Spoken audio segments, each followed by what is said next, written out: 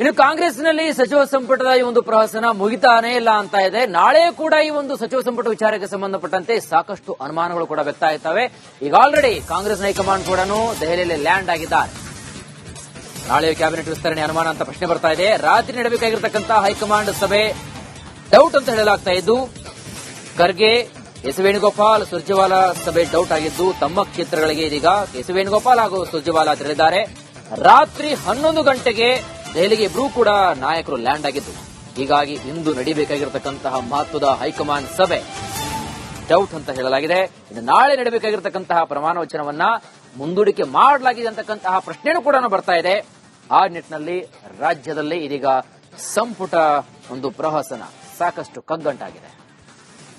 ಹೆಚ್ಚಿನ ಮಾಹಿತಿಯನ್ನು ಕೊಡ್ತಾರೆ ನಮ್ಮ ಪ್ರತಿನಿಧಿ ಬಸವರಾಜ್ ಚರಂತಿಮಠ ದೂರವಾಣಿ ಸಂಪರ್ಕದಲ್ಲಿದ್ದಾರೆ. ಎಸ್ ಬಸವರಾಜ್, ನಾವು ನೋಡ್ತಾ ಇದೀವಿ, ಇವತ್ತು ನಡೀಬೇಕಾಗಿರತಕ್ಕಂತಹ ಮಹತ್ವದ ಒಂದು ಸಭೆ ನಡೀಲಿಲ್ಲ. ಆಲ್ರೆಡಿ ಹೈಕಮಾಂಡ್ ಅವರು ಈಗ ದೆಹಲಿಯಲ್ಲಿ ಲ್ಯಾಂಡ್ ಕೂಡ ಆಗಿದ್ದಾರೆ. ಇನ್ನು ನಾಳೆ ಪ್ರಮಾಣ ವಚನ ಕೂಡ ಮುಂದೂಡಿಕೆ ಆಗುವ ಸಾಧ್ಯತೆ ಇದೆ ಅಂತಕ್ಕಂತಹ ಪ್ರಶ್ನೆ ಕೂಡ ಬರ್ತಾ ಇದೆ. ಹೆಚ್ಚಿನ ಮಾಹಿತಿಯನ್ನೆಲ್ಲ ಕೊಡ್ತೀರಿ ಬಸವರಾಜ್?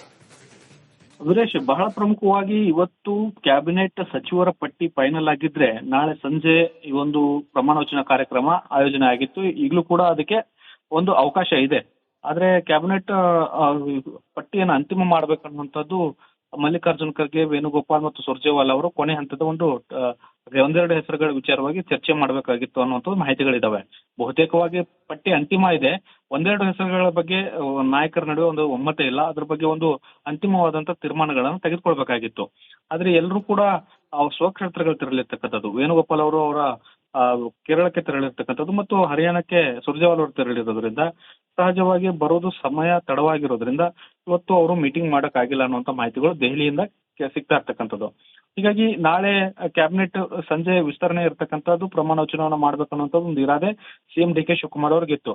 ಬೆಳಗ್ಗೆ ಒಳಗಾಗಿ ಈ ಒಂದು ಪಟ್ಟಿಯನ್ನ ಅಖೈರು ಮಾಡಿ ಕಳಿಸಿದ್ರೆ ಸಂಜೆ ಒಂದು ಪ್ರಮಾಣ ವಚನ ನಡೆಯುವಂತ ಸಾಧ್ಯತೆ ಇದೆ.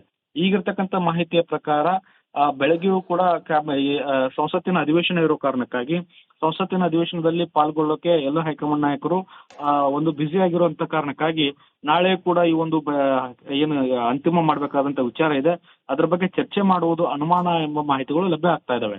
ಆದಾಗ್ಯೂ ಕೂಡ ಬೆಳಿಗ್ಗೆ ಏನಾದ್ರು ಎಐಸಿಸಿ ನಾಯಕರು ಈ ಒಂದು ಅಂತಿಮ ಹಂತದ ಚರ್ಚೆ ಮಾಡಿ ಪಟ್ಟಿ ಅಖೈರು ಮಾಡಿ ಕಳಿಸಿದ್ರೆ ಸಂಜೆ ಪ್ರಮಾಣ ವಚನ ನಡೆಯುತ್ತೆ. ಒಂದು ವೇಳೆ ನಾಳೆ ಬೆಳಗ್ಗೆ ಮೀಟಿಂಗ್ ಮಾಡದೆ ಸಂಸತ್ತಿನ ಅಧಿವೇಶನದಲ್ಲಿ ಬಿಜಿ ಆದ್ರೆ ನಾಳೆಯ ಸಂಜೆ ಒಂದು ಪ್ರಮಾಣ ವಚನ ಕಾರ್ಯಕ್ರಮ ಅದು ಮುಂದಕ್ಕೆ ಹೋಗುವಂತ ಎಲ್ಲ ಲಕ್ಷಣಗಳು ಈಗ ಕಾಣಿಸ್ತಾ ಇದಾವೆ. ವೀರೇಶ್, ಎಸ್ ಬಸವರಾಜ್, ನೀವು ಮಾಹಿತಿ ಕೊಡ್ತಾ ಇದ್ರಿ. ಆದ್ರೆ ಸದ್ಯಕ್ಕೆ ಏನಪ್ಪಾ ಅಂತಂದ್ರೆ ಒಂದು ಸಚಿವ ಸಂಪುಟ ವಿಚಾರವನ್ನ ಇಟ್ಟುಕೊಂಡು ಹೈಕಮಾಂಡ್ ಬರಬೇಕು, ಸಭೆ ನಡೆಸ್ತಾರೆ, ಏನಾದ್ರು ನಾಳೆ ಪ್ರಮಾಣ ವಚನ ಸ್ವೀಕಾರ ಆಗ್ತಕ್ಕಂತಹ ಒಂದು ಸಚಿವಾಕಾಂಕ್ಷಿಗಳು ಸಾಕಷ್ಟು ನಿರೀಕ್ಷೆಯಲ್ಲಿದ್ರು. ಇದೀಗ ಉಯಿರ್ತಕ್ಕಂತಹ ಒಂದು ಬೆಂಕಿಗೆ ಹೈಕಮಾಂಡ್ ಅವರೇ ಈಗ ಒಂದು ತುಪ್ಪ ಸುರಿದಂತಾಗ್ಲಿಲ್ವಾ? ಇದ್ರ ಬಗ್ಗೆ ಏನ್ ಹೇಳ್ತೀರಿ? ಖಂಡಿತ ವೀರೇಶ್, ಸರ್ಕಾರ ನಾಳೆ ಬಂದು ಡಿ ಕೆ ಶಿವಕುಮಾರ್ ಅವರ ನೇತೃತ್ವದಲ್ಲಿ 2 ತಿಂಗಳು ಕಳೀತಾ ಇದೆ. 15 ದಿನಗಳಲ್ಲಿ ಕ್ಯಾಬಿನೆಟ್ ವಿಸ್ತರಣೆ ಮಾಡ್ತೇವೆ ಅನ್ನೋ ಭರವಸೆಯನ್ನ ಹೈಕಮಾಂಡ್ ನಾಯಕರು ಕೊಟ್ಟಿದ್ರು. ಆದ್ರೆ 2 ತಿಂಗಳು ಅಂದ್ರೆ 2 ತಿಂಗಳು ತುಂಬಿದ್ರು ಕೂಡ ಈ ಒಂದು ಕ್ಯಾಬಿನೆಟ್ ವಿಸ್ತರಣೆ ಮಾಡೋಕ್ ಆಗ್ತಿಲ್ಲ ಅನ್ನೋದಾದ್ರೆ ಸಾಕಷ್ಟು ಆಕಾಂಕ್ಷಿಗಳಿದ್ದಾರೆ, ಕಗ್ಗಂಟಾಗಿ ಕೂತ್ಕೊಂಡಿದೆ. ಸಾಕಷ್ಟು ಆಕಾಂಕ್ಷಿಗಳ ನಡುವೆ ಒಂದು ರೀತಿಯಲ್ಲಿ ಜಟಾಪಟಿ ನಡೀತಾ ಇರತಕ್ಕಂಥದ್ದು.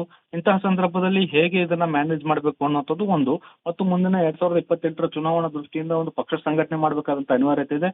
ಅದಕ್ಕೂ ಕೂಡ ಒಂದು ಪಕ್ಷಕ್ಕೆ ಅಸೆಟ್ ಆಗ್ತಕ್ಕಂಥ ನಾಯಕರಿಗೆ ಮನೆ ಹಾಕ್ಬೇಕನ್ನುವಂತ ಇರೋದೇ ಹೈಕಮಾಂಡ್ ನಾಯಕರಿಗಿದೆ. ಅವರು ಕೂಡ ಒಂದು ರೀತಿಯಲ್ಲಿ ರಾಜ್ಯದ ನಾಯಕರನ್ನ ಸಂಭಾಳಿಸೋದು ಕೂಡ ಒಂದು ರೀತಿಯಲ್ಲಿ ಕಷ್ಟ ಆಗ್ತಾ ಇದೆ. ಅವರವ್ರದೇ ಆದಂತಹ ಕೋಟಾಗಳು, ಅವರವ್ರದೇ ಆದಂತಹ ಒಂದು ಸಚಿವರ ಲಿಸ್ಟ್ ಅನ್ನ ಮಾಡಿಟ್ಕೊಂಡಿದ್ದಾರೆ, ಆಕಾಂಕ್ಷಿಗಳ ಲಿಸ್ಟ್ ಅನ್ನು ತೆಗೆದುಕೊಂಡು ಹೋಗಿದ್ದಾರೆ. ಹಾಗಾಗಿ ಯಾರಿಗೆ ಕೊಡಬೇಕು ಇರ್ತಕ್ಕಂಥ 20 ಸ್ಥಾನಗಳಲ್ಲಿ ಅನ್ನುವಂತ ಒಂದು ಒಮ್ಮತ ಇಲ್ಲ. ಆದ್ರಿಂದ ಈ ಒಂದು ಕಗ್ಗಂಟಾಗಿದೆ ಅನ್ನುವಂತ ಮಾಹಿತಿಗಳು ಲಭ್ಯ ಆಗ್ತಾ ಇದಾವೆ.